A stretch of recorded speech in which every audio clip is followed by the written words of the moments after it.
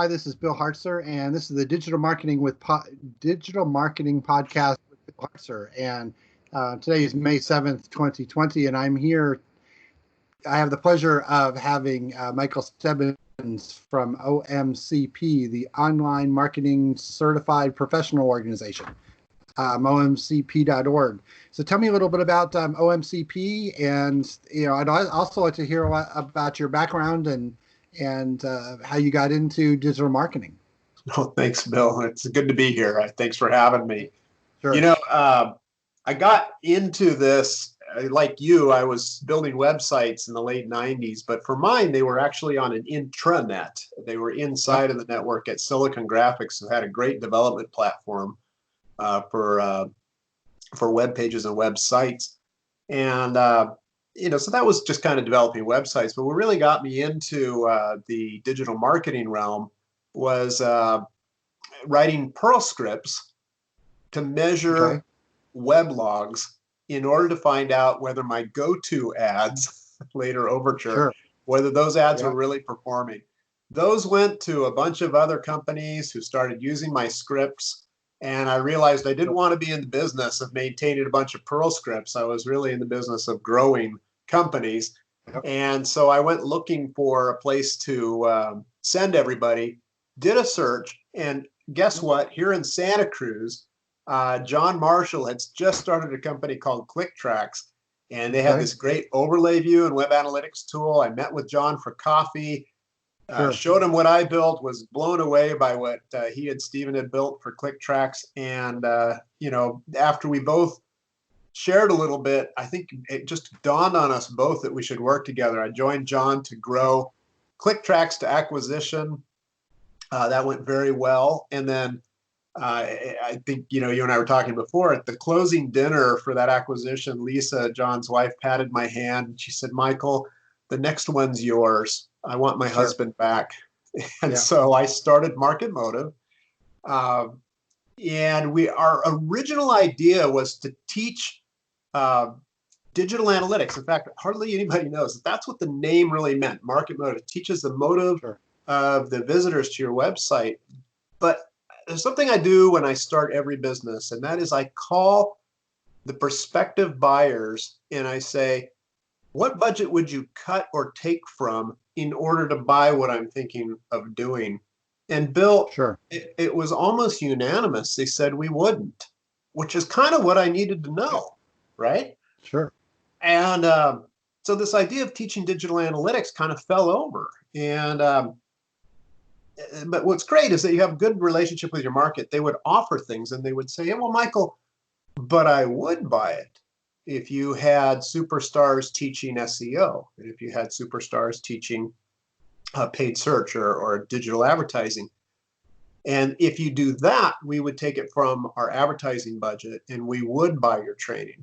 And so Avinash Kaushik and John Marshall and I started Market Motive. And for the next 9 years, some say we changed the way the world learns digital marketing. And that was a great run. That was acquired in 2015 by a training company, and it's doing very well with them. Since then, I've been at OMCP trying to curate standards in digital marketing, how to measure it and measure talent through testing and through talking to the market to make sure we understand what's needed in order to perform. So really, digital marketing, hiring managers, they're looking to hire, somebody. What skills are they looking for? I know that this goes along with what you are testing for, but what really, the digital marketing managers, what are they looking for in the ideal candidate? Have you figured that out? So there's 3 sources for us figuring out what should be in a standard, and a lot of work. The 3 sources are surveying hiring managers through mass surveys. And then we call and talk to them, obviously a subset of that, and interview them. And then thirdly, we go to experts like you and ask you to vet what what has come up. Actually, there's a fourth source, which are people who teach it, and they have a little bit of say. Um, Sure. and the phone calls as we survey are very telling. So the surveys, the initial surveys, they tell us percentage of time spent in each digital marketing discipline. And that Sure. goes out as our role delineation study. You can go to omcp.org and download it for free. Very informative as Okay. to where people are putting their time and investment. And that's the Yep. basis for what the standard measures. But the funny thing that happens is when I call hiring managers or clients who are about to hire a consultant, and I ask, which hard skills do you want to measure? And I give them a couple of leader examples, like, the ability to create a KPI, or, the ability to do keyword research, or the ability to set up a ad infrastructure. The first thing out of their mouth, Bill, is almost always a soft skill. Really? Yeah, they'll say, oh, I want the Yep. ability to present. And it's like, no. I need a hard skill. Give me a hard skill like, the ability to implement good tag management. I know what you mean. They'll say, I want somebody who can take a lot of data and turn it into decisions. And so even though OMCP is there to measure the hard skills, it's just a passion and responsibility to also share that hiring managers and clients want those soft skills. They do want the ability to present. They do want the ability to take massive amounts of data and turn it into a decision. And so every chance that I get, even though it doesn't build OMCP, I want to help build people who are capable of performing in digital marketing, and soft skills is part of that. Sure. So, certainly, I assume that probably, it is actually difficult to, test for soft skills. I guess the only, in theory, the only way is you'd have to give them a scenario and say, if this happened, and how would you go about it? But I see that over my experience, sure, I do have, certain, I guess, hard skills, certain, ways to deal with it, analytics and look at conversions and so forth and figure out very specific, data and so forth. But yes, some of that, I've been through several different scenarios of what we call soft skills. Is, I've been in house, and so I've had to convince, others, in the organization that, that, for example, that, SEO can bring more leads and sales and so forth, and qualified leads, and as well as, other, even the fact that, oh, well, if we change certain thing on the website, to try and convince the IT department or the web designer or web developer that, that these changes are needed, that will help, SEO. Those are more of the soft skills.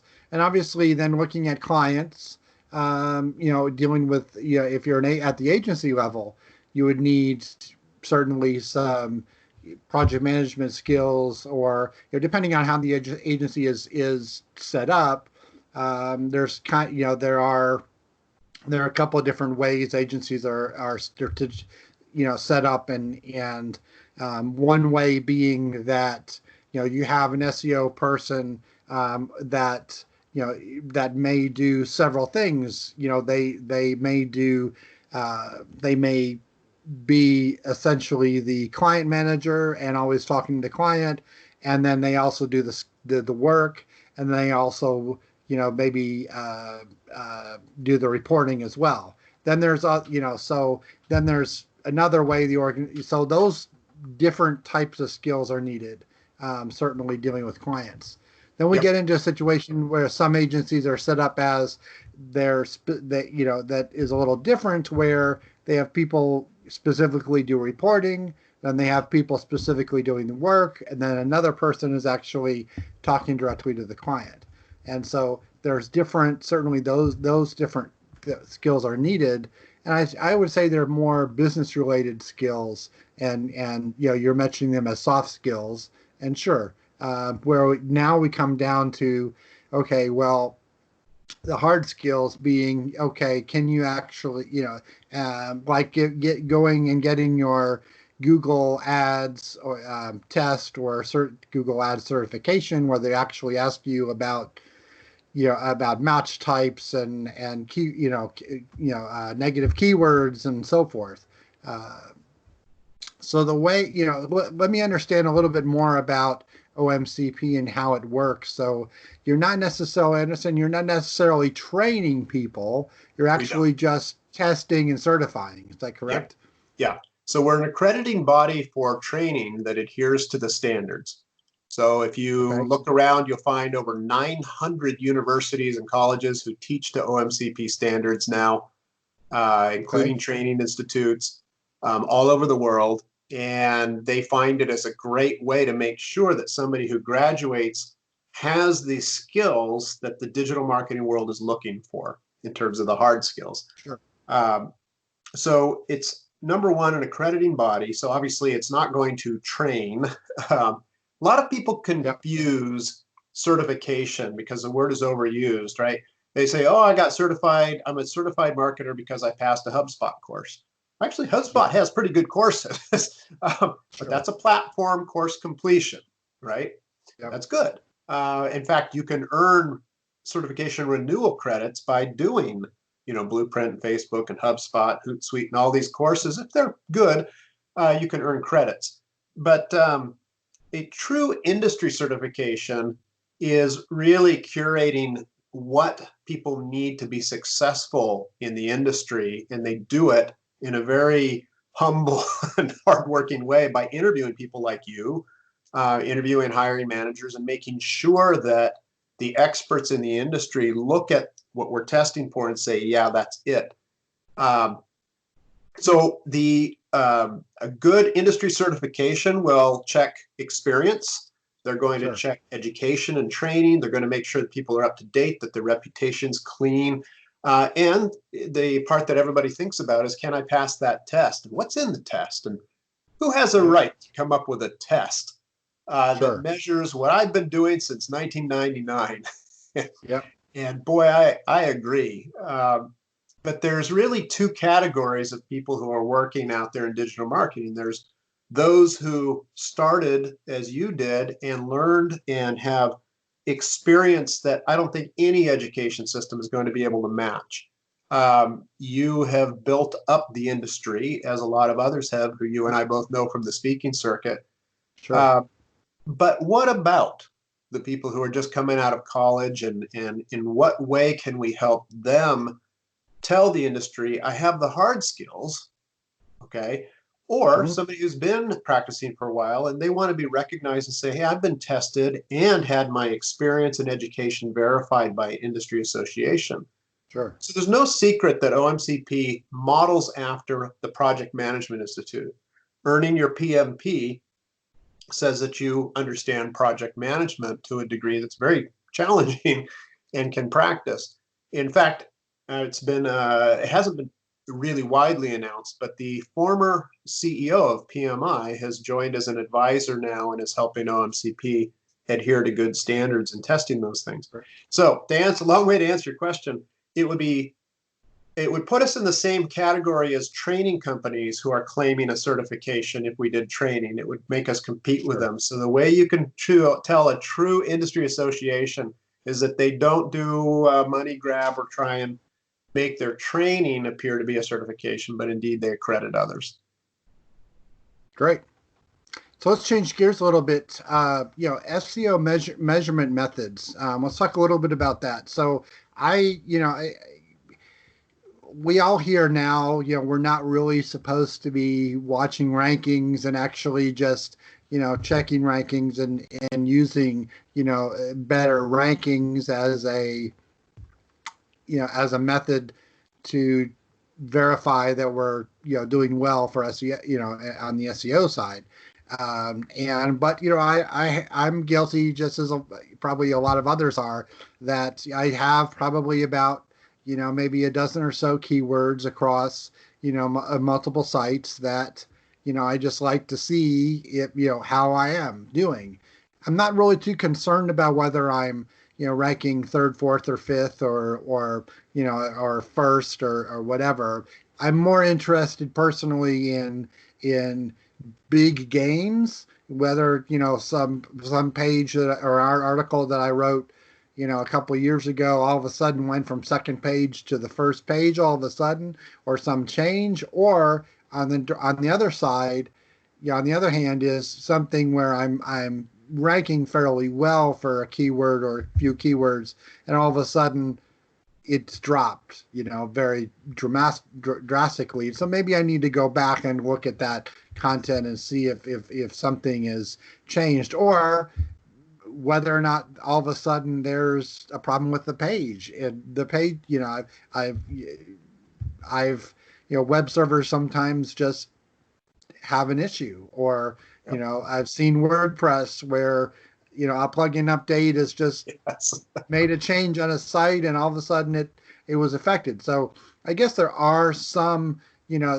truth that, okay, well, we need to kind of pay attention to some rankings. I really just don't, I'm looking generally for an overall trend growth of a site's traffic, but as well as growth in the number of conversions and whatever KPI we have determined.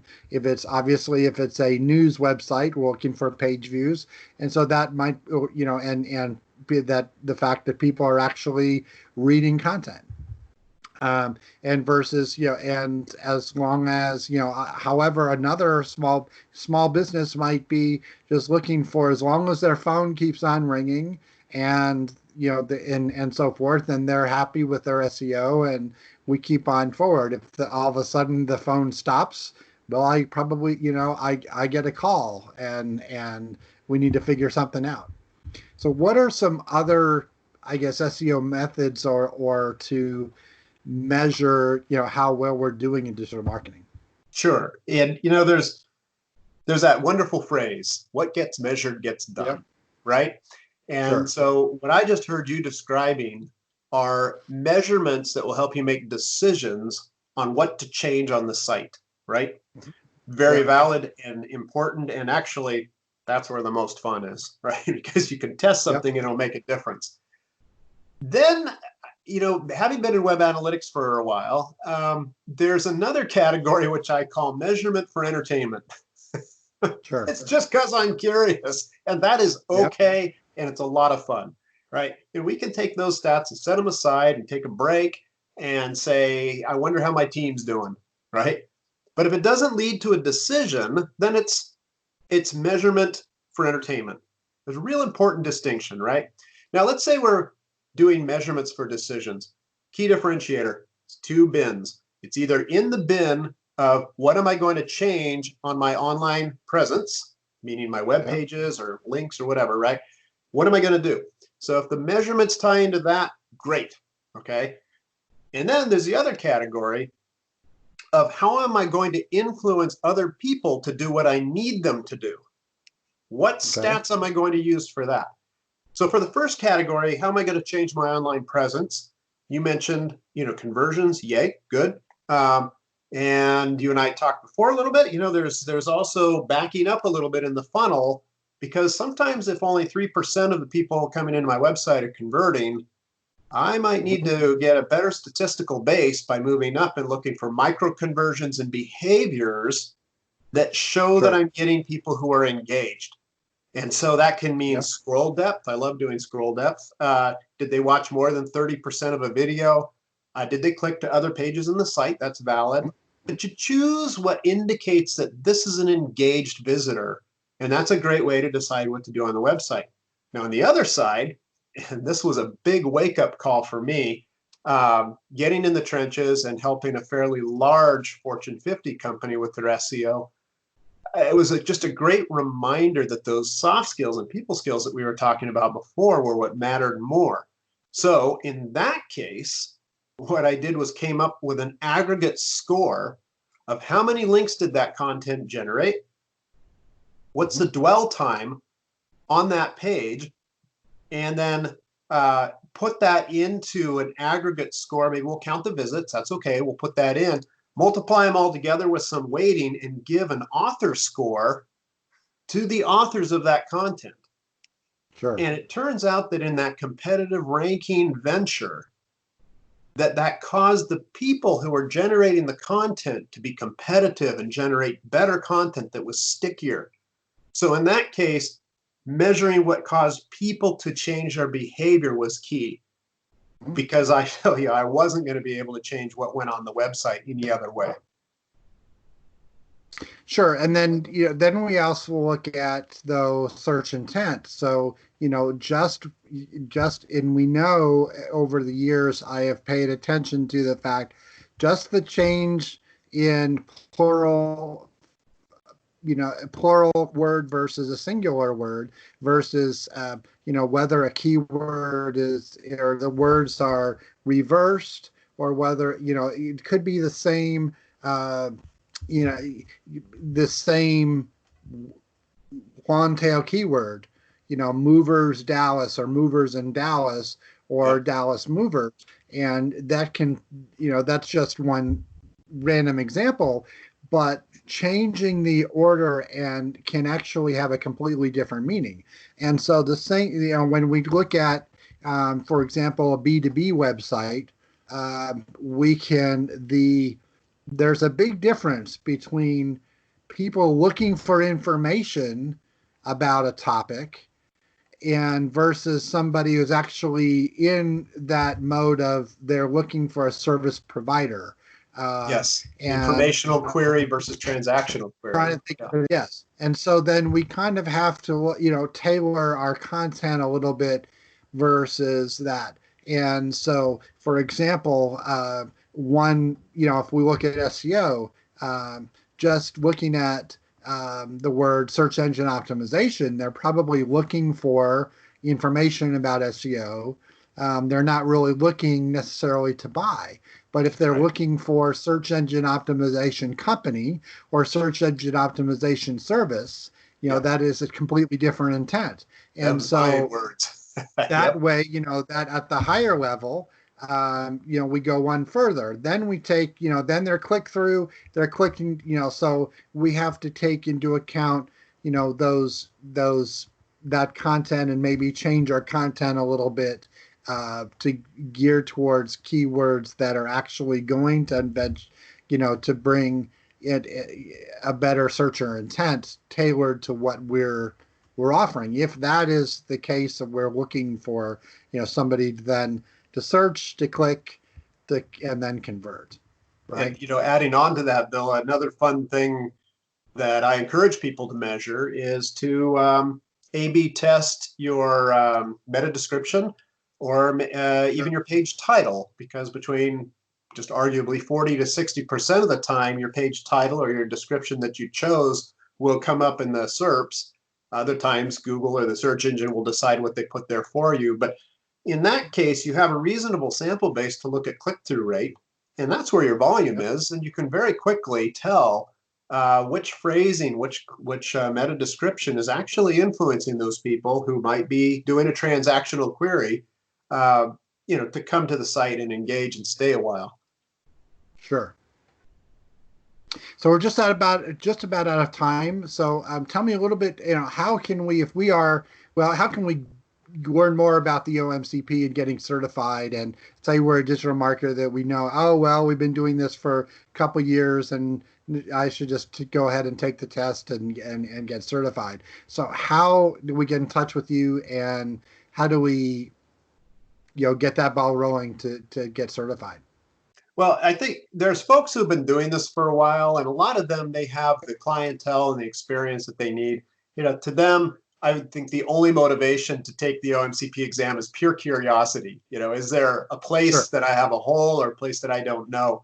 Because I would say that the hard skills that we test for and the competencies that we test for, arguably between 50 to 60% of general practices. There's 40% that we can't test for because it's perhaps a disputable practice, right? You might say, I think we should do that, and somebody else, his experience says, I don't think so much. So that's, I think people who are more experienced, they take it just out of curiosity to add a little credibility. A lot of folks who have a lot of experience take the exam to earn the OMCP training provider certification so they can go out and they get picked up. There's heavy, heavy demand right now, Bill, for people who are OMCP certified trainers.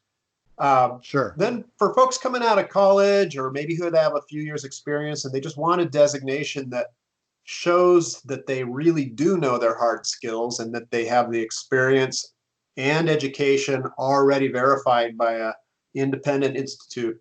That's really a lot of the folks who come to us individually.